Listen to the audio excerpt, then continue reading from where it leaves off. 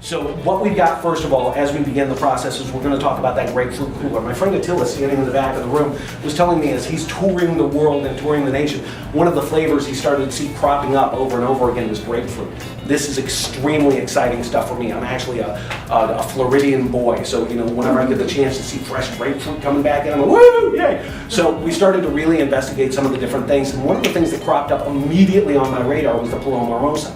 If you're ever down in Mexico, it is the #1 drink in Mexico. If you ask for a margarita, they don't necessarily know what you're talking about. That's kind of a Tex-Mex thing, developed pretty much in the entire Texas region with its roots in Mexico and Spain, absolutely. But the popular drink we look at, that's actually a Tex-Mex drink.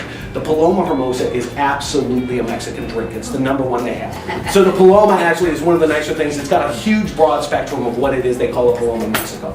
I've actually had them before where they just give you a grapefruit soda and tequila, and that's a Paloma.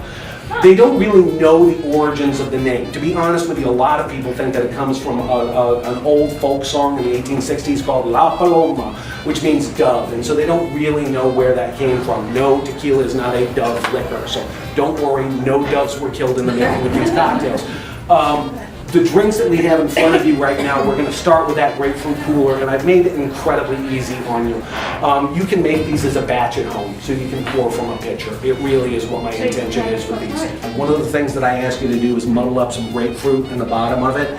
And a lot of people have problems sometimes with the fact that they don't have bar equipment at home. And so I was thinking about ways to make this nice and easy on you so you don't have to worry about going out and buying brand new things to be able to fill your house with that you will only need once or twice. This is the little magic wand that bartenders use. It's called a muddle. And so this is one of the things that we use all the time when we're making drinks.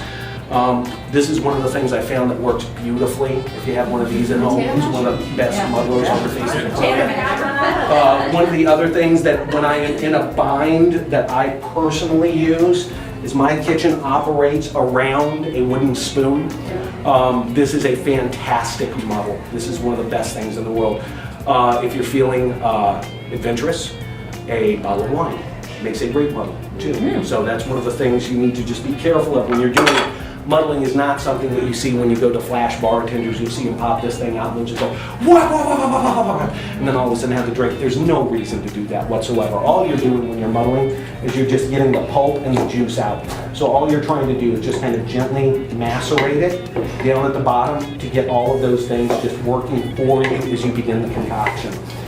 The recipe that I made for you is actually just a nice little base that you have available to you, and I prepped it up right here.